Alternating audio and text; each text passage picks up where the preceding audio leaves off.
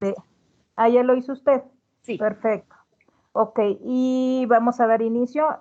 Voy a, en estos momentos, a leerles nuestro invitado del día de hoy. Su nombre es Alejandro López Matus, padre de familia y abuelo con estudios en Ingeniería en Comunicación y Electrónica y tiene una maestría en Ciencias y Música. Ha sido productor y conductor de los programas Más allá del umbral y Música en paralelo en Radio Web. Actualmente conduce el foro El Más Allá por Internet, ha sido productor de conciertos de rock progresivo y jazz, músico, compositor y arreglista para obras de teatro, Cañitas, La Casa del Terror, Uy, El Fantasma, El Hombre de la Mancha, Los Títeres de Cachiporra, El Pájaro Azul, etcétera. Autor de los libros Sortilegios, Realidades Ocultas y Encuentros del Más Allá. Apasionado de los temas paranormales y metafísica, con 43 años de experiencia profesional en tecnología de información y consultoría, y les voy a anexar aquí los enlaces de Alejandro López Matos, del maestro, y nos va a hablar precisamente de su experiencia y de sus conocimientos en este rubro. Alejandro, te cedo la palabra y voy a Gracias, anexar buenos aquí días. en el chat la información y uno de sus libros que se le recomiendo mucho, el de Realidades Ocultas, que tuve la oportunidad de leerlo, se los vamos a anclar aquí en el chat para que si lo quieren ver, es extraordinario ese libro. Adelante, maestro. Buenos días a todos. Qué bueno que están aquí dándome la oportunidad de compartir algunas experiencias que me han llevado a lo largo de la vida a tener obras escritas, libros, sobre un tema que a mí me ha apasionado desde pequeño. Siempre desde niño me gustaba todo lo que tenía que ver con el misterio, el terror, la ciencia ficción. Había un programa antes que han repetido 1000 veces que se llama La Dimensión Desconocida. Y a mí me encantaba verlo, pero cuando yo tenía 4 años, 5, mis padres me decían que no debía verlo porque si no, no iba a dormir. Aún así me daba mis escapadas atrás del sillón donde estaban ellos viendo y estaba yo viendo los programas. Siempre me atrajo y además yo creo que a todos nos ha pasado que siempre hay gente cercana que nos platica experiencias metafísicas, paranormales. Es muy común, sobre todo en los pueblos, el área rural del país, donde no hay necesariamente luz eléctrica o la tecnología no ha llegado tanto como a las zonas urbanas, de que la gente narra eventos pues de La Llorona, que es un mito muy difundido en todo el país. Curiosamente, si no fuera cierto, si no tuviera algo de cierto, ¿por qué en diferentes regiones gente que ni se comunica entre ella habla de lo mismo? Hablan de los nahuales, que son aquellos seres o aquellos brujos que son capaces de transformarse en un animal, o de las brujas que también son capaces hasta de volar, ¿no? Cosas por el estilo pues que surgen en las comunidades y se narran. Y a mí me encantaba, por ejemplo, que las muchachas en la casa me platicaran, ¿no? A la hora que estaban planchando, estaba yo ahí sentado junto a ellas, a ver, platícame, no, pues fíjate que sea un aparecido acá y en el puente de no sé dónde. Todo esto me fue alimentando la sed de conocer más y de disfrutar literatura al respecto.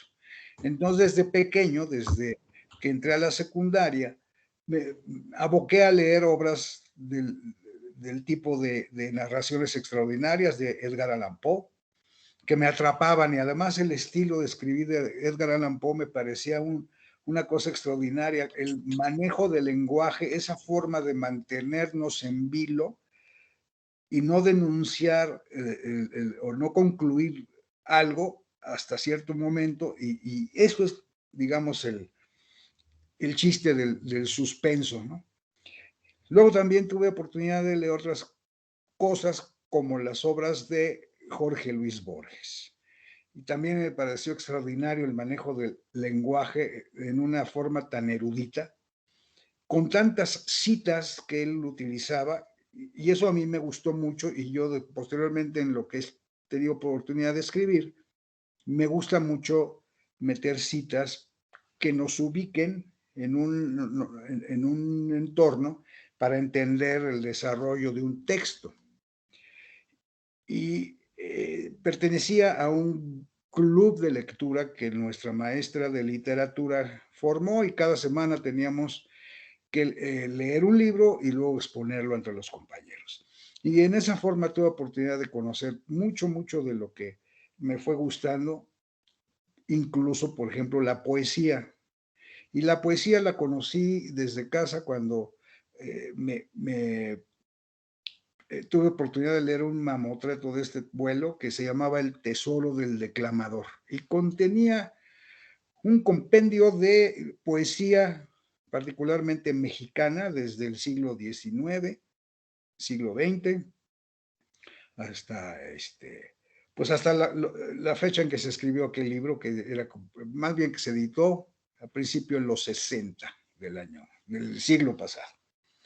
Y así sucesivamente me fui alimentando de todo esto, y esta oportunidad que tenía yo de leer, y además de siempre auxiliarme de un diccionario, tener un diccionario junto, que en mi caso era el Pequeño Larousse, que también era un librote así, precioso, portada amarilla. Y entonces todo lo que yo no entendía, imaginen un niño de 12 o 13 años leyendo a Borges, pues seguramente había muchos términos o muchas citas que yo no entendía.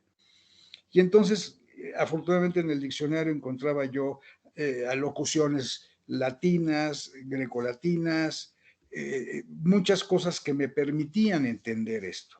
Y este acervo que fui logrando de tanto leer, la verdad es que más que jugar fútbol, me ponía yo a leer en las tardes, en las nochecitas, me permitió desarrollar una habilidad para la ortografía. Entonces, ahí en la escuela empezaron a hacer concursos de ortografía, bueno, pues, con base en las calificaciones de las materias y todo esto, decían, mira, este tiene buena ortografía. Vamos a mandarlo al concurso del Distrito Federal de Secundarias sobre ortografía. Y tuve el privilegio de ganar el primer lugar en el DF de ortografía. Y yo decía, bueno, pues si no es tan complicado tener buena ortografía, ¿por qué hay gente que no la tiene? ¿Por qué hay gente que no puede escribir un texto de manera correcta? Pues la respuesta para mí es muy simple.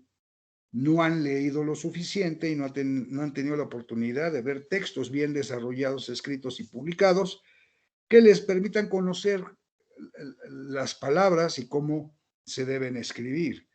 Y aún más, cuando se trata de la comunicación oral, pues también esto nos permite respetar la prosodia, que la prosodia es cómo pronunciar correctamente las palabras, respetar los acentos, saber hacer las pausas cuando hay puntuación, que casi nadie la respeta en la actualidad, una coma, un punto y coma, un punto y seguido, un punto y aparte, una diéresis, unas comillas. Yo creo que todo esto, que suena a veces aburrido, realmente le da riqueza y profundidad al lenguaje. Por cierto, debemos de reconocer que el lenguaje castellano tiene una riqueza enorme, nada comparable con el inglés. El inglés es más difundido, es más utilizado en los negocios, internacionalmente reconocido, por una simple razón: es más simple que el español.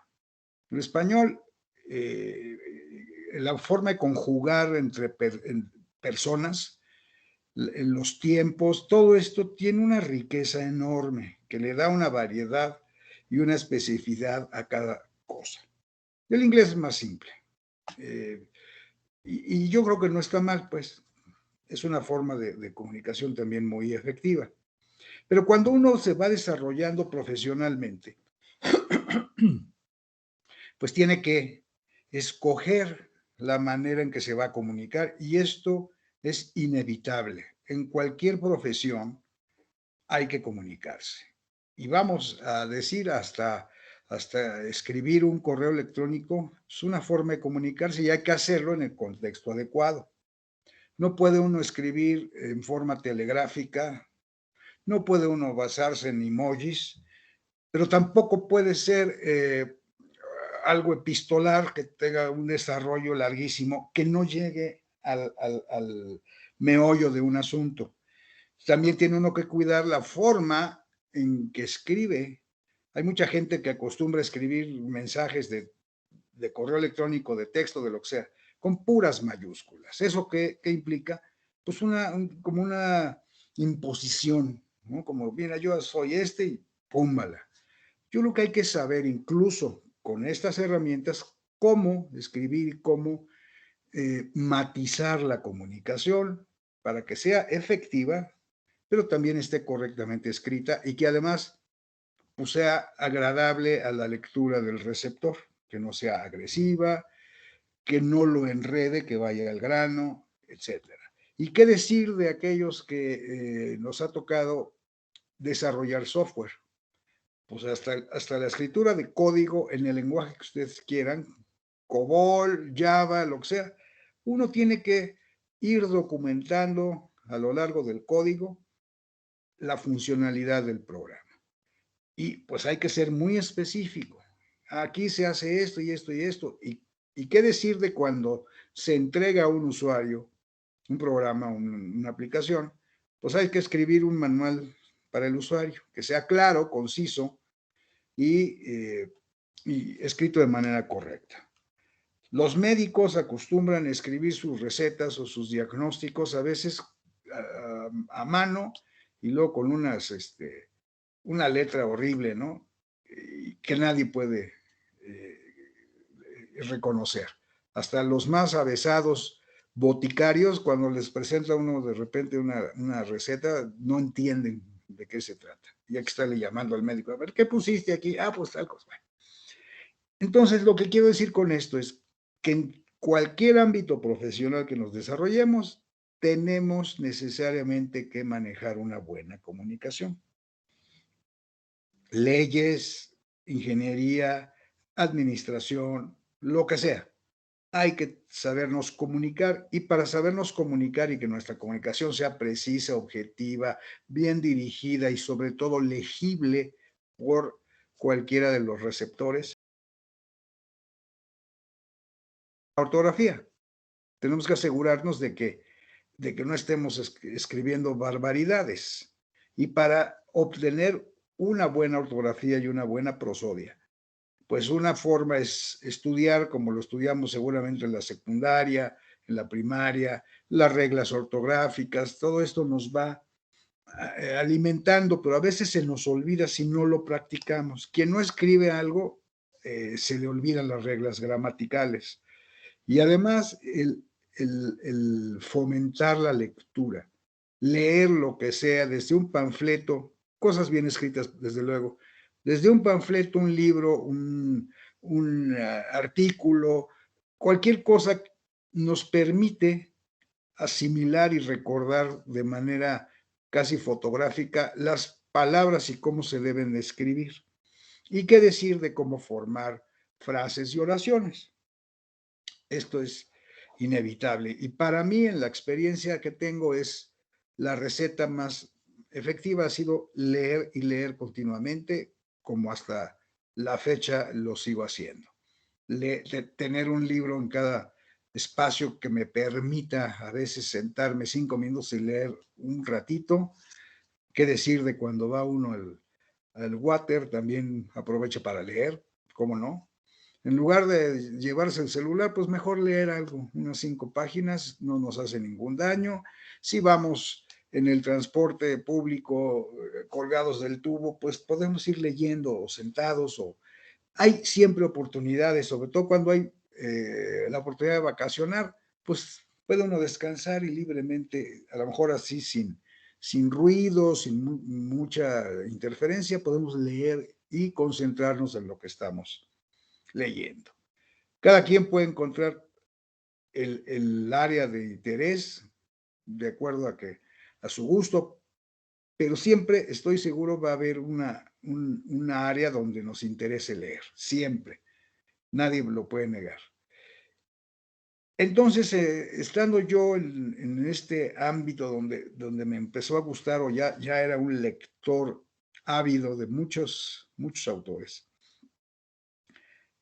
vi un concurso que lanzó el Fondo de Cultura Económica y decía el concurso: mi primera novela tiene que ser una obra no publicada, etcétera, etcétera, de preferencia, pues autores que no tuvieran otras publicaciones, o sea, autores ya hechos.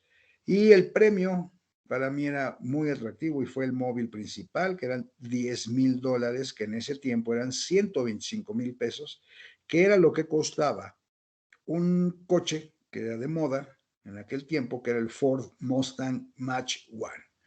Y yo dije, pues me gano los $10,000, me compro el carro y ya estamos, ¿no? Y entonces me di a la tarea de escribir mi primera novela, que se llama Sortilegio. Y Sortilegio es una obra en la que plasmo la vivencia de un muchacho de rancho que viene a estudiar a la Ciudad de México y tiene una serie de sucesos extraños, misteriosos, que si alguna vez tienen la oportunidad de leerlo, encontrarán que descubre una serie de sucesos, de crímenes, y al final se da cuenta de que él era el que cometía los crímenes, ¿no? Que era una especie de patología, y él actuaba, mataba y todo esto, y no se daba cuenta. Bueno, ese fue Sortilegio. La conclusión es: no gané el premio. Me inconformé porque ganó un periodista que estudió en Rusia y cosas por el estilo. Y dije, bueno, pues ¿cómo me ponen a competir a mí a los 17 años y lego en este asunto con alguien que tiene 40 y que tiene toda esta trayectoria? Pero bueno, la experiencia fue fundamental para mi vida, porque en aquel tiempo que no existían los procesadores de texto, había que enviar la obra en 4 o 5 tantos, y entonces había que usar papel carbón y hojas de copia, y cuando se equivocaba uno había que regresarse y borrar cada una de las hojas. En fin, una tarea muy pesada que incluso yo, sin haber estudiado mecanografía, pues ahí aprendí a teclear una de esas máquinas de escribir antiguas, mecánicas por supuesto, y me volví muy hábil, que obviamente me ha servido. Y yo creo que actualmente quien no pueda teclear está perdido. En cualquier profesión tenemos que escribir, y obviamente usando las herramientas que la tecnología nos permite. Pero este tema de la escritura, de la autoría, que en aquel momento me sentí un poquito defraudado, pues ahí quedó guardada. Y me empecé a desarrollar en el ámbito profesional, que fue para mí el caso de los sistemas de cómputo, los centros de cómputo, las comunicaciones. eh, Trabajé en 2 bancos, en fin. Y ahí no tenía ni el tiempo ni tanto el gusto de estar escribiendo. Sin embargo, cuando me venía a la cabeza una idea, la escribía, incluso a mano. Tenía mi blog donde iba anotando cosas. Y una de las obras que a mí también desde joven me llamó mucho la atención es el libro de Arthur C. Clarke, 2001, Una odisea en el espacio. Esa trascendencia, esa evolución, ya no voy a decir del ser humano, no sé, esa evolución del ser de humano al desarrollo de otras capacidades, y además el poder formar parte del universo mediante una apología de lo que es un astro, una estrella, un planeta, algo así, pues me llamó mucho la atención. Siempre desde ahí me he interesado por saber cómo es la evolución del ser humano. Y sostengo, por eso mi tema fundamental es el más allá. Sostengo que no es posible que en un universo que tiene 16,000 millones de años, ¿no? La existencia de un ser humano que promedia 75, 80 años de vida, sea todo lo que existe. Sería como que muy absurdo. Por eso yo creo que sí hay un antes y un después de esta vida.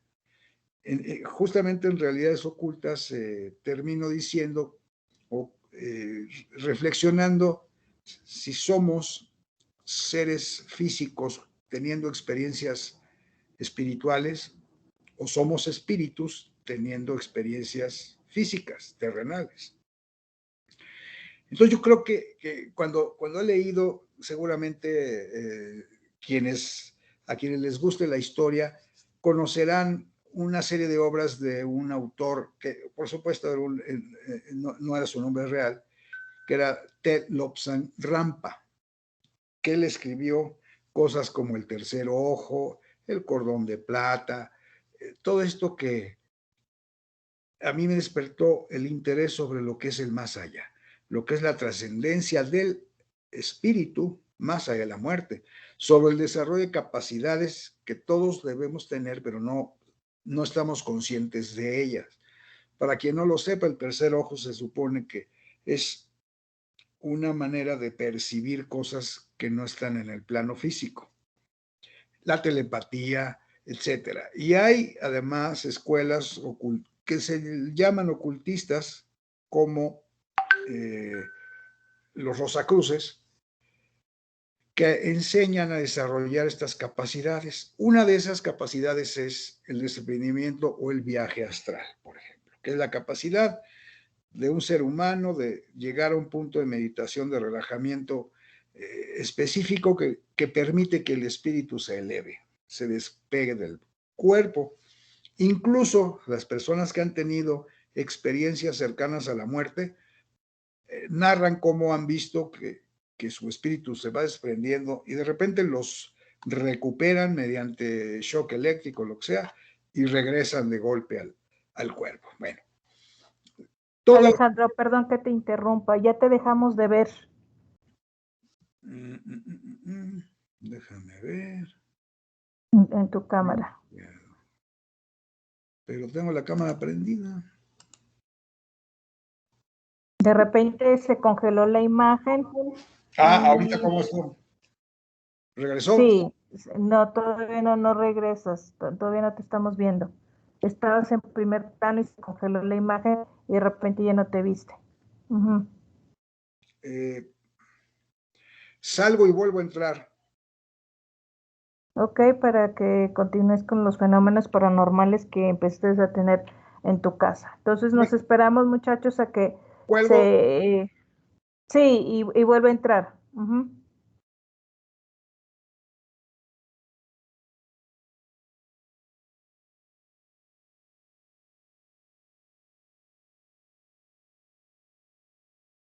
Les compartimos el libro de Realidades Ocultas, todo le sucedió en su casa, estos fenómenos paranormales, que ahorita va a compartir. Listo, Alejandro, ya te vemos. Muy bien. Bueno, entonces me quedé en que estaba yo interesado en todos estos fenómenos y todas las narraciones de la gente que hablan de fantasmas, muertos, brujas y todo esto. Y siempre me preguntaba, bueno, ¿por qué yo no tengo una experiencia? Si a mí me gusta esto, ¿por qué yo no tengo esta experiencia? ¿Por qué no me toca ver un fantasma, un muerto, algo? Y resulta que sí.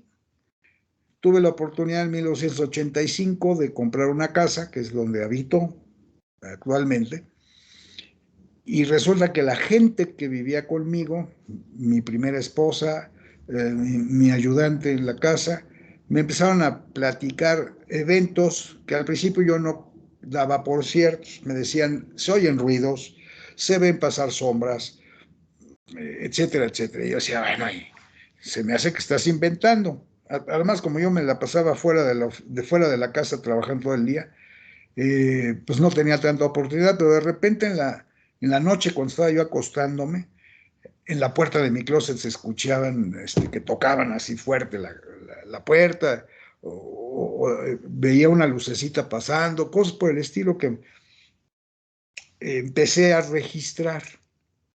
Empecé a pensar, bueno, aquí sí hay algo que sucede. Desafortunadamente mi primera esposa falleció y entonces aquellas cosas que me decía pues me quedaron en la mente y después de la persona que me ayudaba pues también me quedé con esa idea, ¿no? Incluso con esta persona muchas veces nos tocó presenciar fenómenos como el de la lucecita que volaba, escuchar un silbido que nos pasaba por encima, etcétera. Hasta que tuve mi segundo matrimonio y tuve hijos, y fueron creciendo mis hijos y fueron denunciando ciertos hechos paranormales. Se les perdían sus películas, sus juguetes, sentían que les tocaban el hombro, que les soplaban en el cachete, etcétera. Hasta que un día los caché haciéndole cazafantasmas. Estaban pequeños, mis dos hijos hombres, pequeños, digo, de 12 y de 10 años. Y entonces tendieron una cuerdita amarrada entre las patas de las camas, pusieron una bolsa de plástico mojada, luego pusieron una sábana en el piso, prendieron la televisión y la pusieron en el canal 3 donde había estática, y luego pusieron un pequeño radio, había un radito de esos que nada más con girar el potenciómetro se prendía y se aumentaba el volumen que les regalaron por puntualidad en la escuela, y que dijeron que durante la noche se había estado prendiendo. Entonces pusieron ahí el radicito contra la pantalla para en el momento que se encendiera poder ver que lo prendía. Y en eso yo entro, porque yo me iba muy temprano al deportivo, entro y los veo ahí de cazafantasmas y resulta que la bolsa de plástico mojada y la sábana junto era para que si un fantasma pisaba lo mojado y luego dejara las huellas, y luego la cuerdita para que se tropezara, y luego tenía nada más unas pistolitas de agua que le iban a disparar para que se dibujara así como si fuera el hombre invisible, ¿no? Que se viera la silueta del fantasma. Y desde luego que ellos querían ver si una mano contra la pantalla encendía el radio. Cuando yo entro y les digo, ya duérmanse, ya me fui, le dije a mi esposa, pues ahí vigila a tus hijos que están de cazafantasmas. Y sí, ahorita los bajo a dormir porque es muy temprano. Yo me fui. Resulta que cuando ella entra a dormirlos, a decirles que dejen esto, se supone que ven una mano que prende el radio, disparan las pistolitas de agua y uno de mis hijos ve la parte superior de una cabeza y se baja de la cama y se va siguiendo al fantasma que llega hasta la sala, un lugar, un sitio donde ha habido ahí, hubo un mueble de cantina y tradicionalmente hay un sillón ahí en ese lugar. Y ese sillón o ese lugar en específico ha tenido una serie de eventos. Por ejemplo, si uno se para ahí, siente un chiflón de aire, incluso si prende uno una vela, una veladora, lo que sea, se nota como la flama se mueve, se siente frío, si toca uno el piso se siente una vibración, etcétera, etcétera. Bueno, resulta que él vio que a ese sillón se fue a sentar este fantasma y me dice, es un gordito de cabello largo que tiene una gabardina y tiene un pullover naranja. Y esto me recordó la imagen que aquel ayudante mío, que ya no estaba en la casa, me había dicho, que había visto un gordito de gabardina y de pullover naranja, etcétera, etcétera, de cabello largo. Y dije, bueno, pues ¿cómo pudo saber que era lo mismo que había visto una persona años antes? Y ahí, después de esto, vieron una niña que caminaba por la cantina, que era una niña de 13 años con un vestido así y asado, ¿no?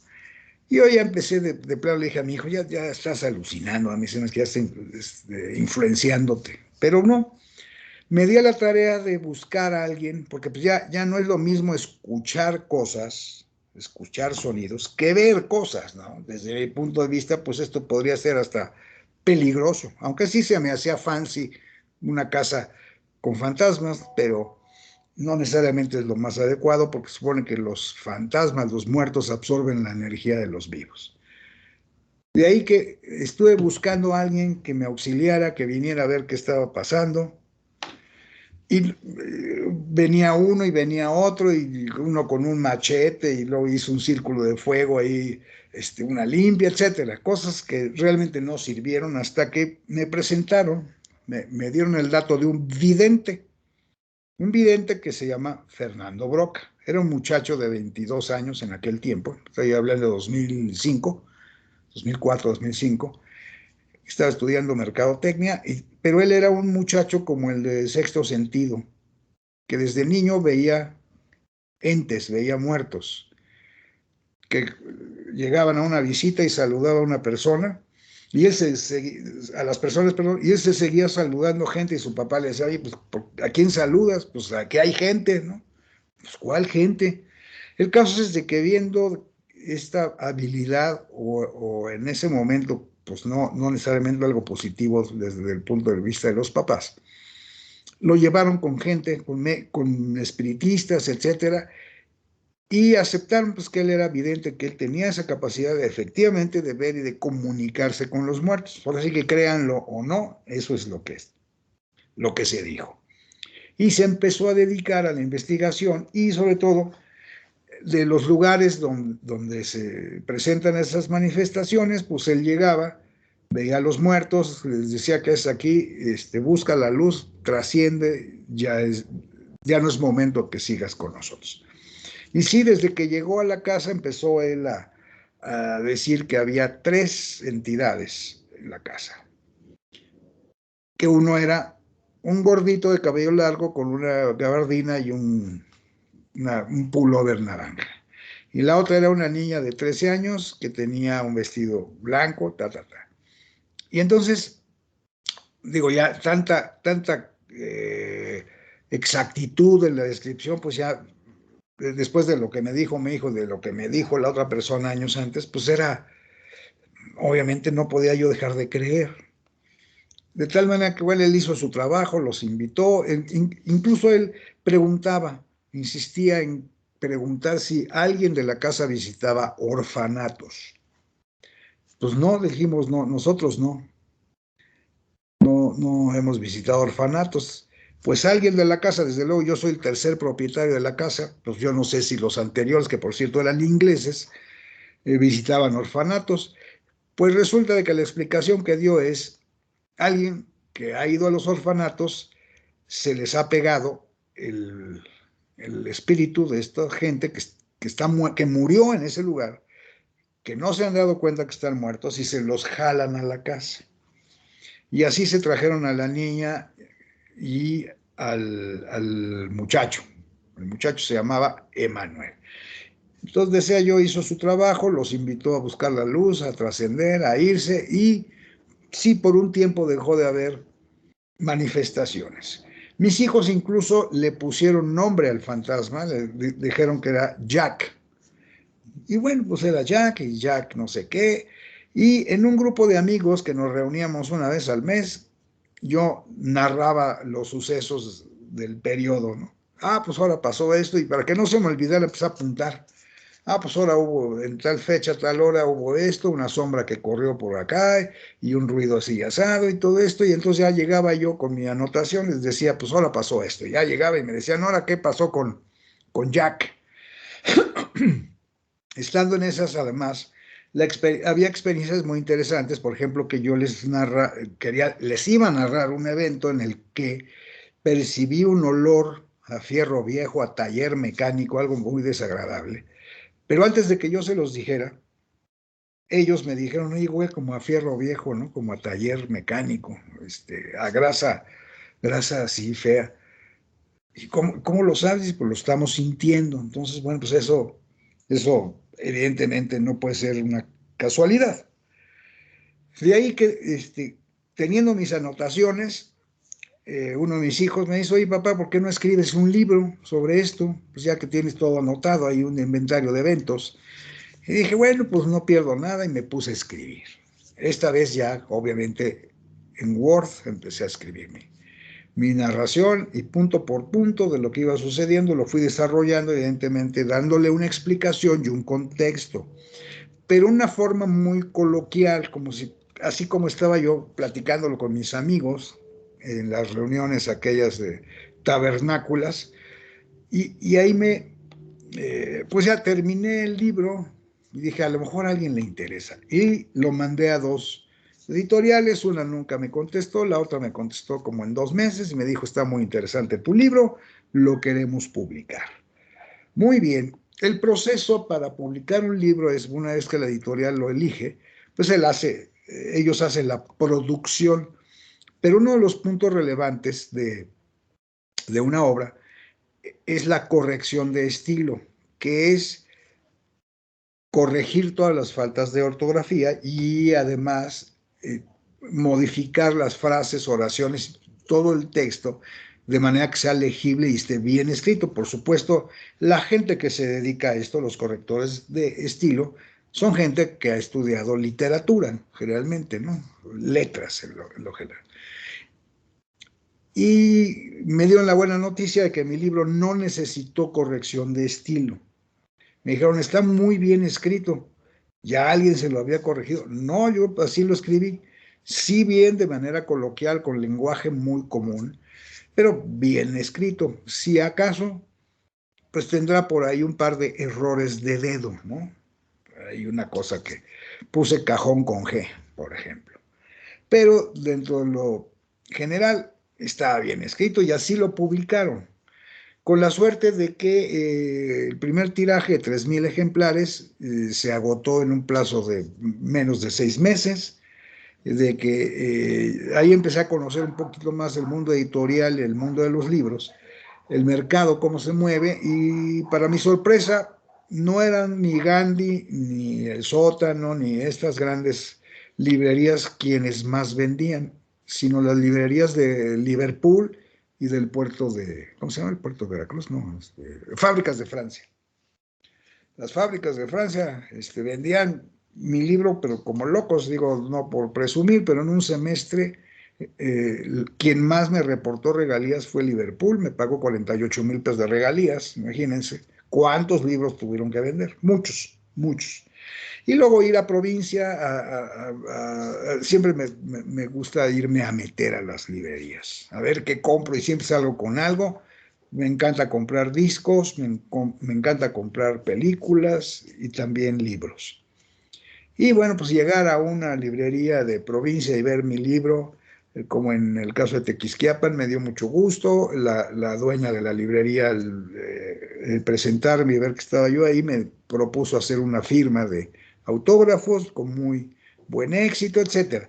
Esa fue muy buena experiencia y ahí me empezaron a invitar a algunos programas de radio, de televisión, a platicar sobre el libro. Una de las entrevistas fue en Radio Web, que es de las primeras cadenas de radio por internet que conocí. Obviamente estoy hablando de hace muchos años. Ahora cualquiera publica en internet, pero en aquel tiempo era un hito. Y al poco tiempo, Radio Web me invitó a tener un programa. Me dijo, ¿por qué no haces un programa de cosas paranormales? Y en ese momento dije, pero pues yo nada más escribí un libro, yo no soy un experto en muchas áreas, o se me va a acabar la temática muy pronto. Pero me di cuenta que gracias al vidente, a Fernando Broca, y a través de él conocí a otras personas. Hubo alguien como Luis Ramírez Reyes, que falleció hace 2, 3 años, que era un periodista que incluso él fue maestro de Jaime Maussan. Entonces él también me entrevistó y él conocía a mucha gente dedicada al estudio, a la investigación de fenómenos paranormales, y me los fue presentando y de tal manera que acepté el programa, porque en cada programa tenía yo un invitado que trataba un tema en específico, era un formato de entrevista, y hablábamos de posesiones, hablábamos de fantasmas, hablábamos de ángeles, hablábamos de muchas cosas. Y a lo largo de los programas, que fueron casi 3 años de programas semanales, pues pude aprender mucho de cada uno de estos expositores. Y luego, como yo no tenía la certeza y efectivamente a veces me fallaba el invitado, pues yo me precavía y me preparaba un tema. Me ponía a leer sobre un tema y así hice una serie de programas de asesinos seriales y de sectas, en fin. Y sí, eso efectivamente me dio la oportunidad de conocer muchas cosas.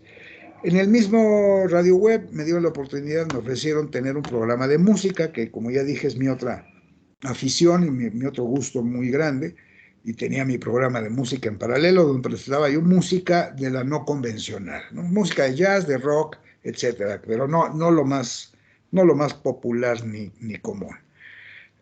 Desafortunadamente, luego o sea, el dueño de la estación me invitó a ser socio y fui socio de la parte de televisión por internet y vendíamos contenidos y espacio para que tanto delegaciones de gobierno, gobiernos municipales, universidades, tuvieran sus canales de televisión por internet, había canales de ingeniería en una universidad, en fin.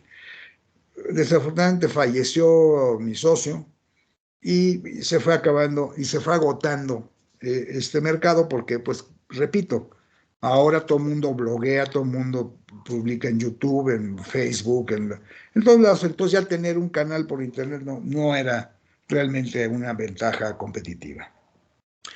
Pero alimentado por este gusto, a lo largo de los años volví a ponerme a escribir y escribir y escribir.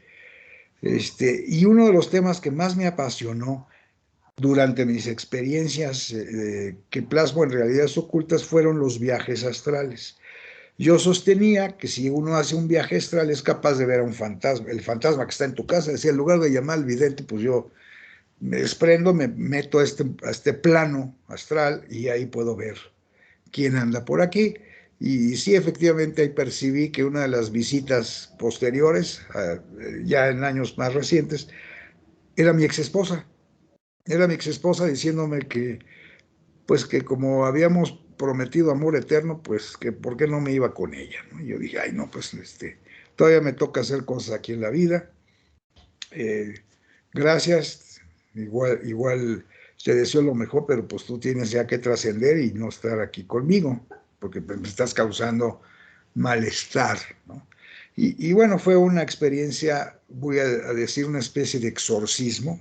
Obviamente lo realizó el vidente, donde hubo ruidos, olores. Invité a un amigo que iba a grabar, quedó helado, no pudo grabar, hasta sacó ahí el crucifijo y todo esto, ¿no? Cosas que realmente no sirven, pero bueno, él así lo hizo. Fue una experiencia muy fuerte. Tuve que encerrar al perro porque no dejaba de ladrar ahí al lugar donde supuestamente estaba el espíritu. Hubo cosas muy interesantes. Repito, hay quien lo puede creer, quien no, pero hay nada más que vivirlo para poder hablar de esto. Y entonces se me ocurrió escribir una novela, en esta ocasión sí, una novela, sobre personas que conozco que tienen alguna discapacidad, por ejemplo, alguien que tuvo infarto cerebral y que quedó apopléjica. Imaginen una persona que no se puede mover, no se puede desplazar. Pues se me ocurrió que mediante los viajes astrales tendría alguna libertad de acción, de viajar, de lo que sea. Y entonces así fue creando personajes.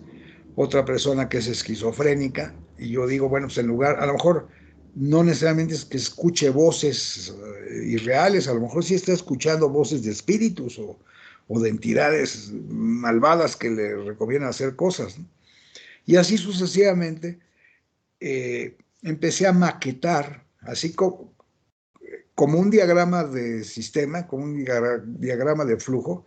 Empecé a crear a mis personajes, porque pues yo no he estudiado literatura, pero como estudié ingeniería, pues más o menos me armé mi esquema de cómo escribir. Y así fui, a diferencia de Realidades Ocultas, que fue lineal, que es una serie de relatos.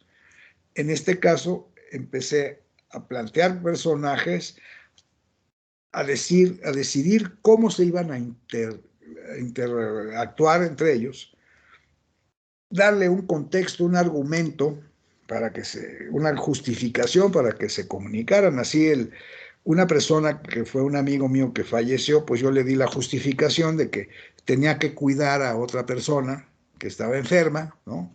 Y que después de cumplir esa misión, pues se pudo retirar a descansar.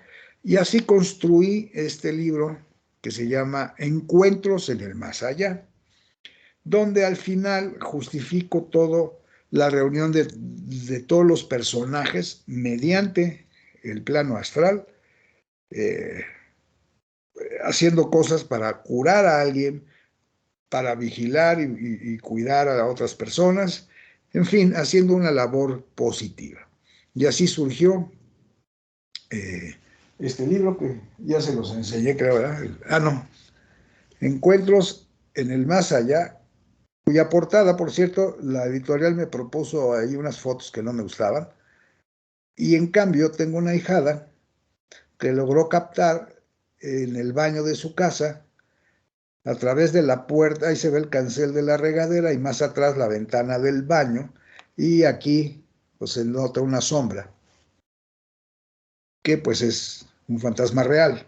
Entonces me gustó más esta foto para incluirla en la portada. Desde luego le doy el crédito a Sofía Rojas, que es mi ahijada, y les muestro también la portada del libro Realidades Ocultas, que ese sí es una casa de, digamos, de stock. Mucha gente me preguntó si esta casa era realmente donde vivo. No, no, ni se parece.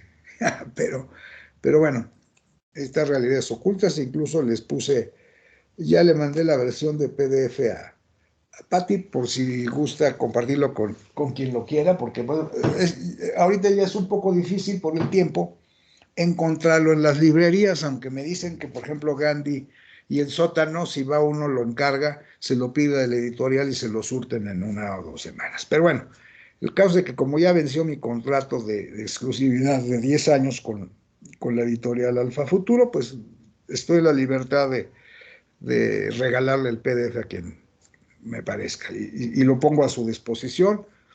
Hay quien dice que no ha dormido por leer el libro, que se pica y pues no lo quiere dejar de leer y se amanecen y lo terminan. Porque además es un libro corto, no crean que es muy largo, y dicen que el lenguaje que utilicé es tan coloquial que se lee, se digiere muy fácilmente. Pero hago énfasis, repito, todo esto gracias,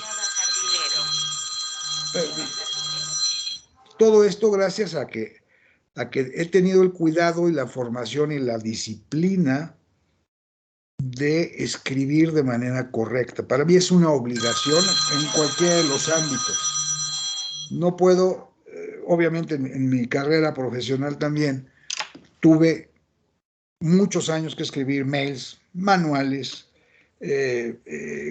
governance, modelos de sistemas, de datos, muchas cosas, y siempre cuidando el aspecto de la ortografía, de que siempre lo que se escriba es correcto. He sido tan obsesivo que a la gente que me ha reportado muchas veces le he cuidado los mails.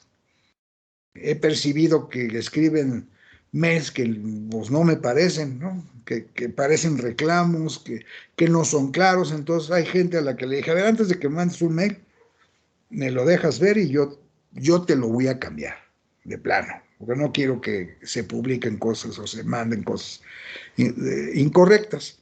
Y yo creo que esta disciplina de leer intensamente nos da muchas herramientas, nos da obviamente el conocimiento de las cosas que nos interesan, pero también nos permite fotografiar, como dije, cada palabra, cada frase, cada cosa, irnos creando un acervo que después de manera automática nos permite escribir correctamente. Imaginen también, por ejemplo, si actualmente manejo un foro desde el más allá, que a partir de este libro, a alguien se le ocurrió, vamos a crear el foro del más allá y aprovechando que estamos en pandemia, por Zoom vamos a transmitir los sábados por la noche, 8 de la noche, el foro desde el más allá. Se transmite también por Facebook Live y el mismo esquema que tuve en la radio. Tengo los invitados que vienen a hablar de los temas que ya sabemos, ¿no? Lo mismo de fantasmas, de ángeles, de astrología, de medicina alternativa. Eso como que no me gustaba mucho porque hubo quien me propuso presentar métodos para dejar de fumar y cosas, por eso que ya tampoco me parecen que sean del más allá. Próximamente vamos a presentar temas de alienígenas y de ovnis, que también me parece interesante. Y sí he aceptado gente que presenta terapias, por ejemplo, musicoterapia, lo que se le llama el sonido de las esferas, que es aprovechar ciertos sonidos con instrumentos típicos hindús o lo que sea, que nos permiten supuestamente sanar ciertas afecciones del cuerpo. Y así ya estamos llegando ahorita al aniversario del programa. Precisamente este sábado 9 de octubre tendremos la emisión de aniversario, donde tengo a muchos de los invitados a lo largo del año. Los vamos a juntar, va a haber la oportunidad de que la gente les pregunte, por ejemplo, el que quiera algo que se le quedó en el tintero, que les pregunte al fantasmólogo, a la angelóloga, a la astróloga, a la que maneja Feng Shui, en fin, preguntarles, tenerlos todos juntos va a ser una buena oportunidad y además vamos a festejar, por supuesto, vamos a partir un pastel. Entonces, si quieren, están invitados a quien les interesen todos estos temas y pues ver nuestra programación. Tenemos nuestro canal de YouTube Desde el Más Allá, donde pues ahí vamos publicando todos los videos de las ponencias. Ahí están todas la colección, quien las quiera ver. Yo en lo personal he dado 2 ponencias, una que es ¿qué es el más allá? Un análisis desde el punto de vista de las religiones, de las diferentes religiones, incluida la mexica, ¿no? Hablando del Mictlán, que es el lugar donde iban los muertos que habían fallecido, digamos, en una batalla o algo así, que realmente eran héroes.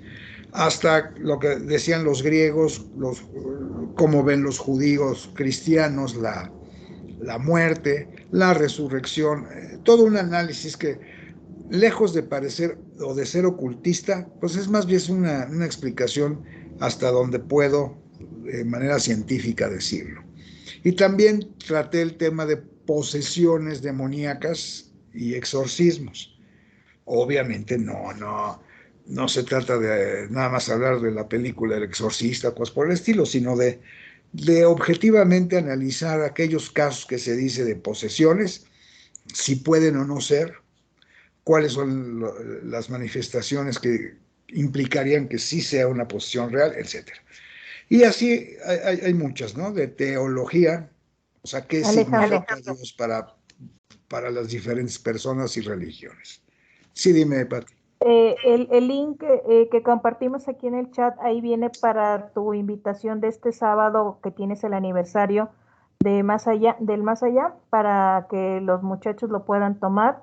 Y también les quiero recordar a los muchachos que el libro de realidades ocultas está en PDF aquí también en el chat, y los datos y el contacto de Alejandro López Matus. No sé si podamos dar oportunidad, Alejandro, si alguno tiene alguna pregunta.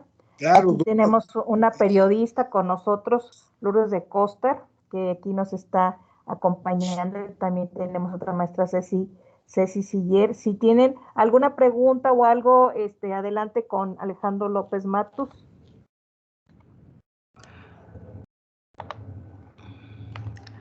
A ver, yo sí buenos días a todas y a todos. Los saludo con gusto. Soy Lourdes de Coster. He dedicado algunos años de mi vida a la reporteada. Soy egresada de la Facultad de Comunicación de aquí de la Autónoma de Coahuila.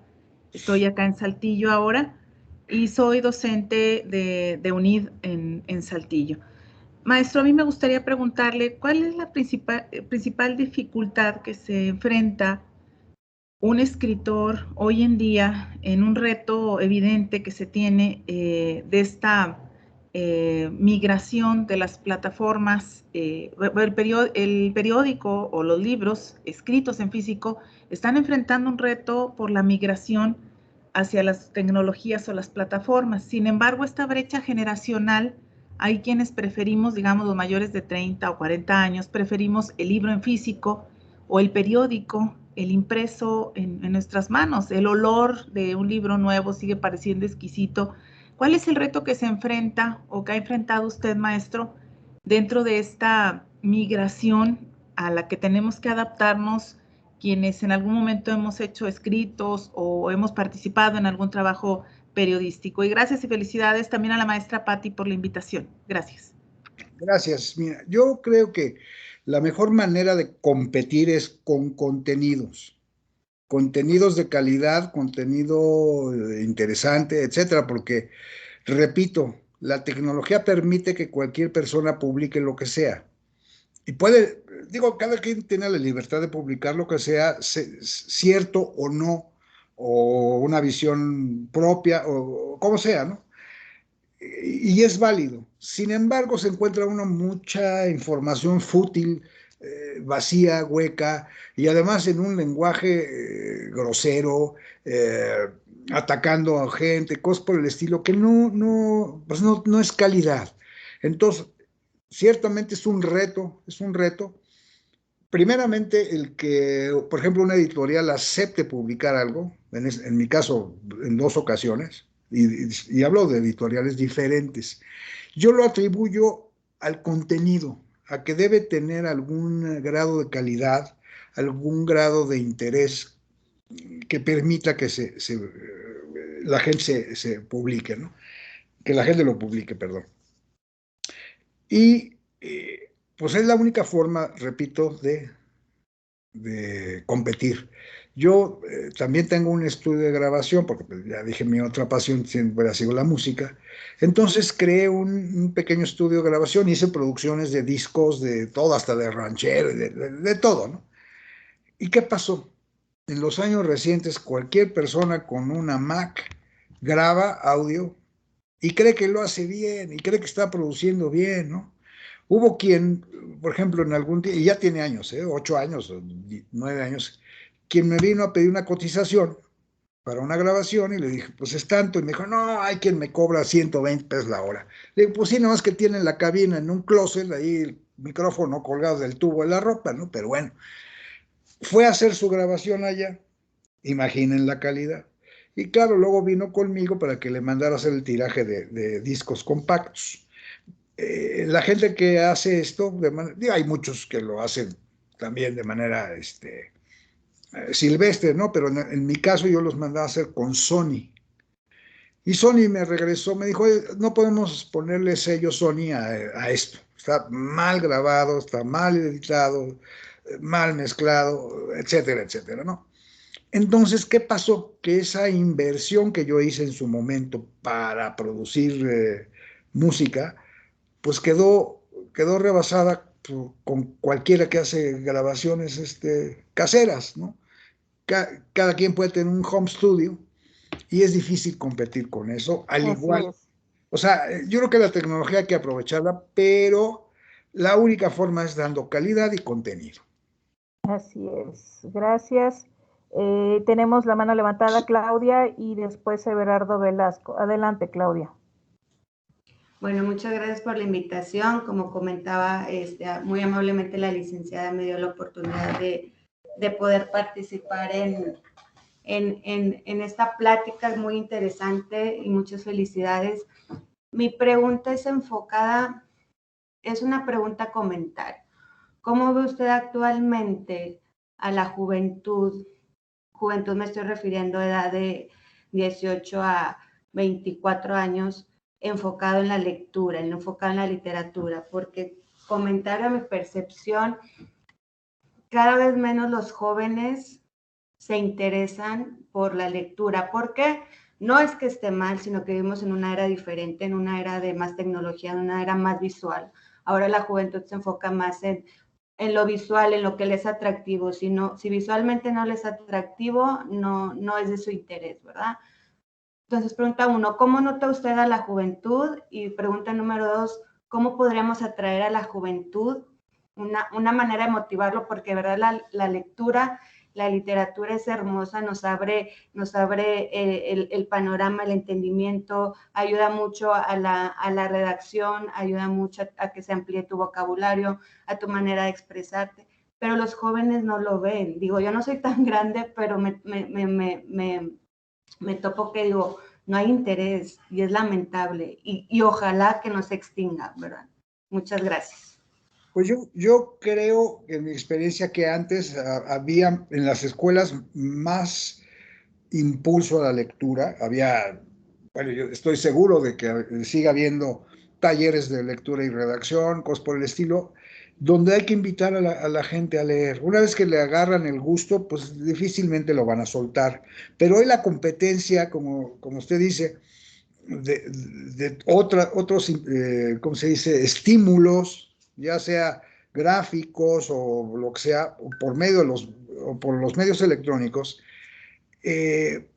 no permite o no deja que las personas, jóvenes sobre todo, volteen a ver otra cosa. Yo creo que la formación familiar es muy importante.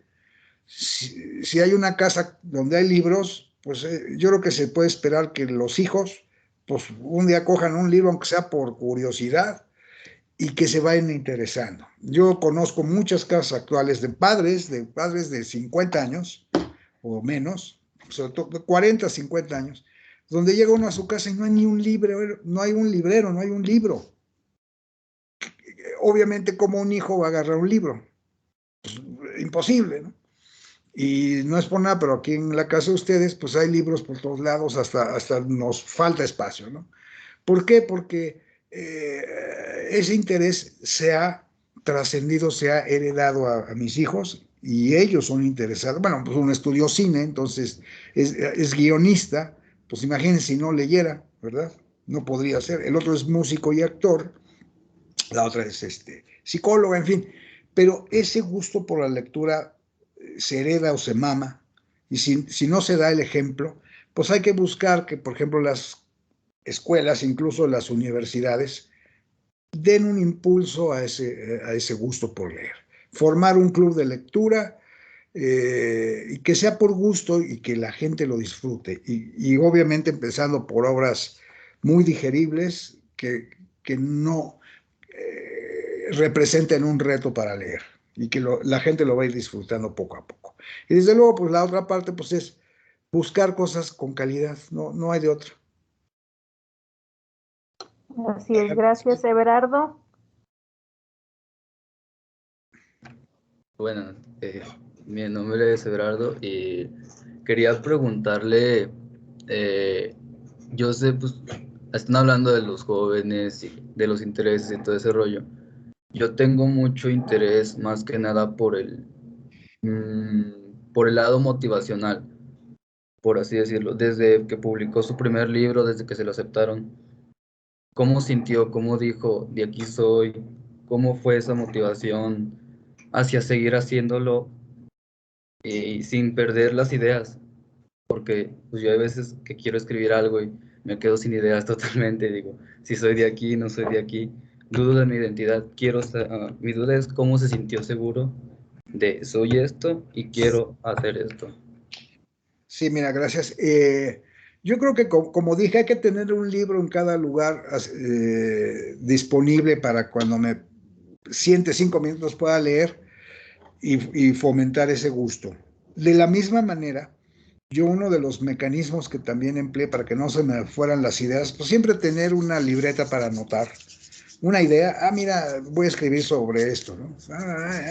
Y irla recordando, irla repasando y decir, mira, esto, porque de repente uno amanece con una idea y a lo largo de eso se le olvida. Pero si yo así lo hice, tener mi libreta en el buró o incluso tener una grabadora de voz, entonces amanecía con una idea y decía, pues voy a escribir sobre los ángeles, no sé qué, caídos, ¿no? Por cierto. Y así lo voy recordando. Bueno, una vez que sí, efectivamente sentí un gran estímulo cuando mi libro fue aceptado, yo, aunque me hubieran defraudado, me he dicho que no, pues obviamente el hecho de que aceptaran y promovieran mi libro fue un orgullo, lo debo decir. Un orgullo. Ha habido quien me decía en ese tiempo, estoy hablando de 2009, 2010, que me decía, 1 de cada 10,000 obras que se proponen se publica. Y uno puede ver los bestsellers y hay de contenido político, de humorismo, de una serie de cosas. Entonces también hay que buscar un nicho. Y creo que el nicho donde yo tuve la oportunidad de escribir, pues no está tan explotado en México, sobre todo como que no está en nuestra cultura una novela policíaca mexicana, ¿no? O sea, honestamente, no es creíble. Bueno, entonces sí me sentí satisfecho, orgulloso, pero repito, si no lo hubiera logrado, hubiera visto la forma, y ahora también la hay de lo particular, publicar uno su propio libro. Métete a Facebook, a Internet, y ve cómo publicar un libro, y hay empresas que se dedican a imprimir las obras, a hacer todo el servicio, nada más que te cobran, ¿no? A diferencia de las editoriales tradicionales, cuyos gastos ellos absorben. Aquí uno puede decir, mira, ahí está mi libro, nadie te lo va a cuestionar. Van a decir, lo quieres imprimir, lo quieres hacer electrónico, y el más lo quieres promover en Amazon, en lo que quieras, y te va a costar, no sé, 10, 15 mil pesos tal vez, cuando más caro, ¿no? Y hay oportunidad de publicar. Y yo creo que en donde no tenemos tanta ventaja es en la promoción.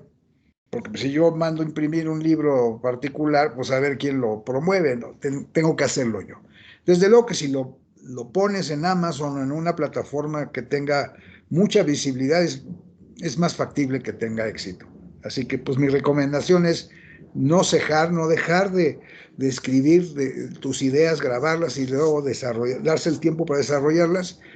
Y si no te las aceptan, pues tú estás en la posibilidad de producir tu libro de manera particular. Así es, pues les agradecemos. No sé si tengan alguna pregunta, ya se nos terminó el tiempo. Si alguien quiera preguntarle, aquí en el chat están los datos del maestro. Está también el libro de Realidades Ocultas. Y bueno, los que se quieran quedar unos minutos a platicar con el escritor, vamos a dar unos minutos. Los que se tengan que retirar pueden hacerlo, pero si alguien quiere preguntarle ya algo más en confianza al escritor, aquí va a estar. Déjenme decirles que su libro de Realidades Ocultas, donde platica todo este tipo de fenómenos, y el que se le perdían los videocasetos, las películas, eran precisamente estos fantasmas, estos entes que localizaron a la niña y al gordito, que también se comían las galletas, le gustaban mucho las galletas. Entonces, si quieren preguntarle, yo leí el libro y como les digo, está fascinante el libro, léanlo, los va a atrapar desde un principio, y Alejandro nos lleva de sorpresa en sorpresa. Entonces, no sé si alguien quiera comentarle algo, decirle algo. Los que se tengan que retirar pueden hacerlo porque ya nos excedimos, pero aprovechar aquí la oportunidad que está aquí con nosotros Alejandro y que tiene la disponibilidad. Adelante, si alguien quiere comentarle o decirle algo. Gracias. Hasta luego, gracias. Gracias. ¿Alguien que quiere decirle algo? Gracias. Gracias. Gracias. A la orden, claro que sí. Muchas gracias, muy interesante todo lo que nos contó. Muchas gracias. Qué bueno, gracias, qué bueno que les gustó y estoy a la disposición. Gracias. Interesante. Tenga lindo día. Igualmente.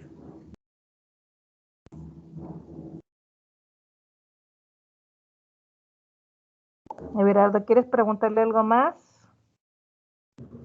Sí. Adelante, sí te veo con cara, adelante. Aprovecha que aquí está el maestro. Sí, no, es que a mí me llama mucho la atención todo esto de escribir. Y pues yo siempre he visto como, si nos dan la plática de alguien, esta persona ya la logró, y me da mucha intriga el recorrido que tiene cada cosa. O sea, yo soy muy penoso para todo. Me atrevo a hacer todo, pero soy muy penoso. Y no sé lidiar con eso. ¿Me explico? ¿Cómo puedo hacer pues sí, para ficharme,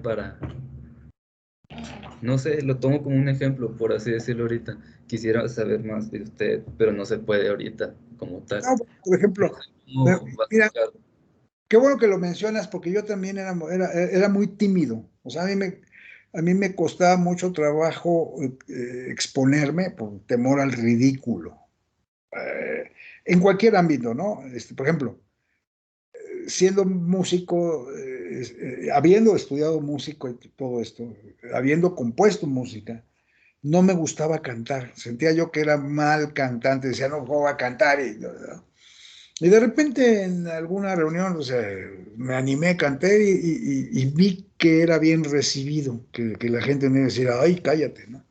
Entonces eso me animó. No me considero un cantante, o sea, lo mío es tocar guitarra o piano, pero me defiendo. Entonces eso me hizo perder el miedo, incluso ante el público.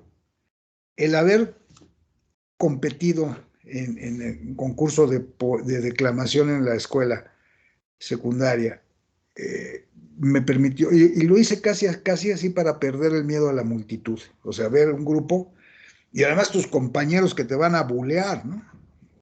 Porque además van a ver una faceta tuya que quizá no conocías y que te daba pena mostrar.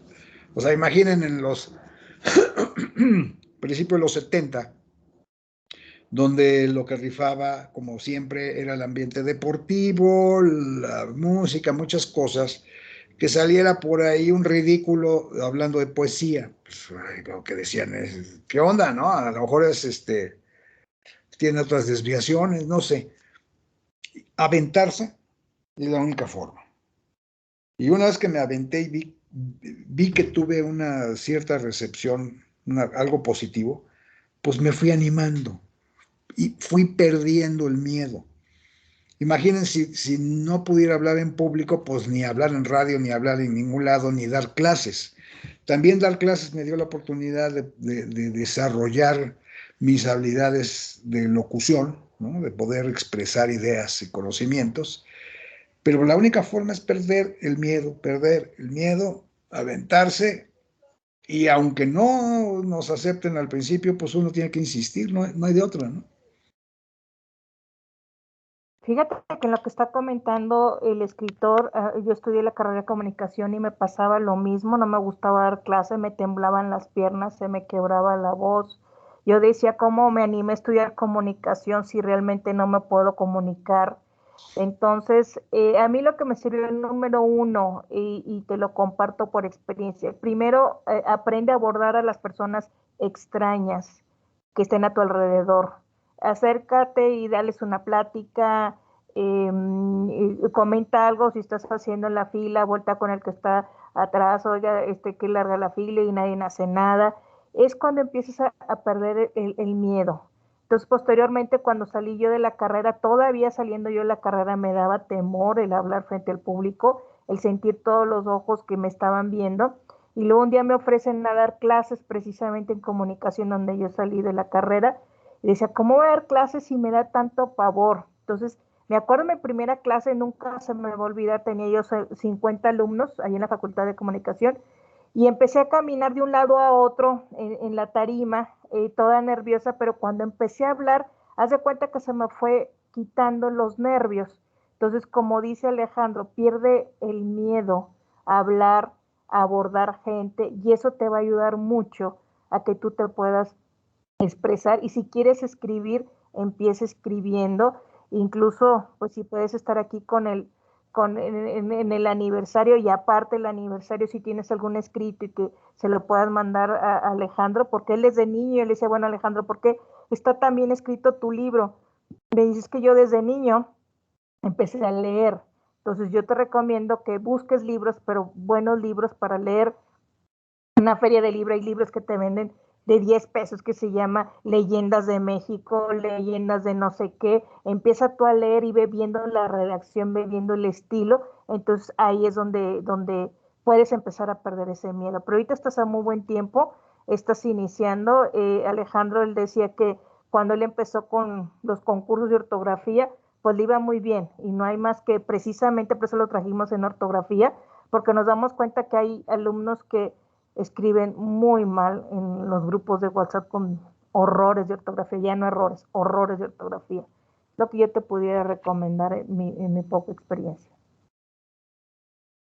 Aventarse. Y por cierto, en Facebook y en Internet puedes encontrar cursos muy digeribles de escritura. Si lo que te interesa es, busca, a través de Patti podemos tener comunicación. Voy a recordar uno de los cursos que anda por ahí circulando, que puede servir. Sirve para escribir novelas, para escribir obras de teatro, guiones, lo que sea. Entonces, yo creo que eso puede ser muy útil, además tener una base que te permita, pues, empezar a hacerlo de manera más estructurada. ¿Sí? Ok, muchas gracias a los dos por las respuestas. La verdad, sí, me llena mucho, porque pues es que no estoy acostumbrado a recibir respuestas ni oportunidades así de conocer a gente. No me gusta desaprovecharlo una vez que me las presentan. Muchas gracias a los dos. A la No, orden. y Everardo, Puse la mi mera mail verdad, si ahí. tienes aquí, sí, sí, aquí está el mail, pero si tienes la oportunidad en otra ocasión conectarte con Alejandro, puedes hacerlo. Agenda de una vez el sábado para que veas todos los contactos que puedas tener. Yo recuerdo cuando estuve en la Escuela de Comunicación nos llevaron al canal de Monterrey y todos en vez de estar viendo lo del canal, nosotros estábamos viendo gente que trabajaba ahí, cómo podemos colaborar, qué podemos hacer. No me importa que no me pague nada, pero aquí lo importante es adquirir la experiencia. Entonces, si tenemos a un maestro, escritor de la talla de Alejandro, que yo tuve oportunidad de conocerle, primero conocí su libro y me encantó el libro, de ahí establecí el contacto para entrevistarlo en la radio. De hecho, va a estar este 31 de octubre también en un programa que tengo yo los domingos. Aquí nos damos cuenta de que aprovecha, mándale correos. Él ahorita ya está retirado, aunque lo ves muy joven, él ya está retirado y te puede contestar y te puede ir orientando. Y él, como él escribía sus fenómenos paranormales que le sucedían en su casa, y su hijo le dijo, oye, ¿por qué no escribes un libro? Entonces también empieza a escribir y empieza a armar y que tengas una idea, pero sí te recomendamos muchísimo, ponte a leer y lee cosas buenas para que puedas alimentarte sobre el tema que a ti te guste, empieza tú a leer. Puedo hacer una última ya, sí, la última, lo juro. Y aparte Adelante. de libros de pues cosas paranormales o así que le pasaron en su vida, ¿cómo se retira un escritor? ¿Ya simplemente por decisión usted deja de escribir y dice me retiro? ¿O es un proceso literalmente en el que ya no puede hacerlo? ¿O si quiere usted puede sacar un libro motivacional y publicarlo mañana a lo mejor y por su pues ya experiencia, a lo mejor reconocimiento puede ser validado y se puede volver a leer algo nuevo de usted? ¿Cómo es todo ese proceso?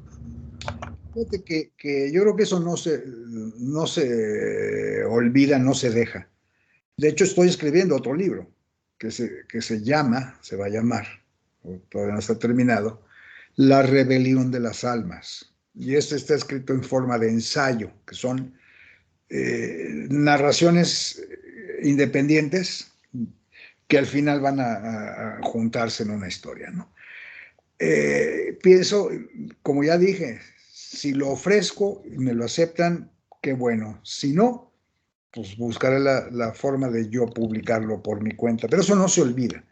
Una vez cuando propuse el libro anterior, de Encuentros en el Más Allá, Editorial Trillas, que seguramente conocen, Trillas me respondió que no gracias por el momento, pero pues que les había gustado mi forma de redactar y me ofrecían escribir sobre temas específicos didácticos que ellos necesitaban. Y bueno, pues yo pregunté, no pierdo nada, ¿no? ¿De qué se trata? Me dice, pues te damos una guía, por ejemplo, de geografía y tú desarrollas un libro de texto. Lo que necesitamos son libros de texto. Me pareció interesante, desde luego, y aunque no sea un especialista en las materias, pues si te dan una guía y uno investiga y todo, lo que te piden es plasmarlo, ¿no? Y dije, sí, está bien. Pero había dos cosas. Una, estaba yo trabajando en Querétaro, entonces tenía que viajar constantemente, entonces el tiempo no me sobraba. Y el otro era que pagaban muy poquito, ¿no? Digo, y no que fuera yo a vivir o a depender de ese ingreso, pero pues tampoco se trata de malbaratar alguna habilidad de uno, ¿no? Si me lo hubieran pedido como una aportación, a lo mejor lo hubiera hecho, pero pues cuando me dicen, mira, está bien, haz todo esto, ya que me atosigaron y me mandaron mapas de cómo iban los libros y todo esto, casi que me dicen, pues te vamos a pagar 100 pesos por cada libro que escribas. Dije, ¿qué? pues cobraré Ni 100 el pesos tiempo. por página, ¿no? Pero ¿cómo por un libro? El caso es que no llegamos a una regla. Pero bueno, hay muchas oportunidades. Yo creo que en serio es cosa de ponerse a buscar en la red. Hay muchas oportunidades, incluso de participar en clubes de escritura, de gente novel o de gente, donde además se puede convivir con gente experimentada. Si quieres, yo te puedo conectar con un club de escritores que han incluso escrito libros en conjunto, porque lo mismo, no encuentran el patrocinio, no tienen los medios, entonces deciden juntarse 10 personas y escribir un libro y entonces entre los 10 lo financian y de esa manera publican su libro. Yo he visto que publican cosas auspiciadas por la Universidad de Jalapa, no sé, hay maneras de llegar. Entonces, puedo ponerte en contacto a quien lo guste con ese grupo para que te introduzcan y pues empieces a desarrollar el gusto, la habilidad y sobre todo que te dan la oportunidad de escribir y de publicar. Muchas gracias, la verdad, por toda la oferta y sí me interesaría. Pero poniendo en contexto todo esto, me agarré mucho a preguntar acerca de usted. El contexto mío sobre el interés hacia todo esto fue por la música. Yo tengo ya años escribiendo música, pero empecé primero con lo más básico, creo, que una rima tras otra rima tras otra rima. Pero conforme fui escribiendo más, eh, me llené más pues sí, de ritmos, sonidos, de todo lo que es más teórico en sí y motivacional por todo ese rollo. Pero después sí me agarré a escribir poesía, me agarré a escribir pues otro tipo de cosas que me llamaron mucho la atención y por eso todo lo que es la literatura hasta ahorita me gusta mucho y me trae mucho la oferta. Y pues sí, la aceptaría si publican el link aquí para revisarlo o algo, yo lo checaría. Tendría yo que buscarlo, déjame ver, así fácil.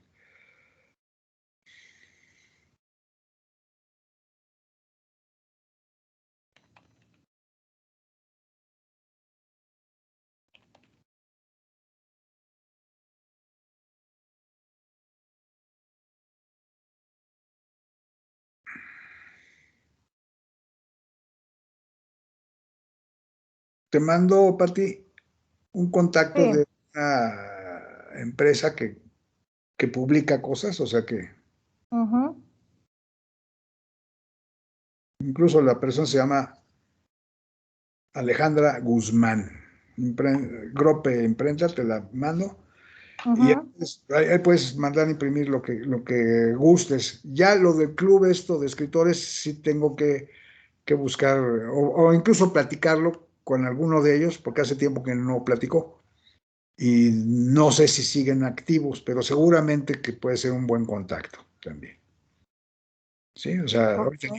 no le puedo llamar ahorita para consultarle, pero lo hago en unos minutos y le mando el dato a Patti. ¿Sí? Sí, Y ahí está mi mail. Me escribes por mail y ya estamos en contacto y ya también nos comunicamos de manera directa, sin problema. claro que sí, Ok. muchas gracias por Bueno, todo. pues muchísimas gracias, Alejandro. Gracias, Everardo, por tu interés. Y bueno, pues te agradezco mucho que nos hayas compartido más de tu tiempo del que estaba establecido. Y bueno, esto les sirve mucho a los muchachos, sobre todo que están llevando ortografía y ven la importancia de la ortografía para su vida profesional, como lo dijiste en un principio, en cualquier área, no importa el área que sea o la disciplina que estén ellos estudiando. Sin problema, estoy a la disposición las veces que gusten y no tengo problema. Ok, Gracias por la pues invitación. muchísimas gracias, estamos en contacto, voy a bajar el video, ahorita detengo la grabación y al momento de tener la grabación, en lo que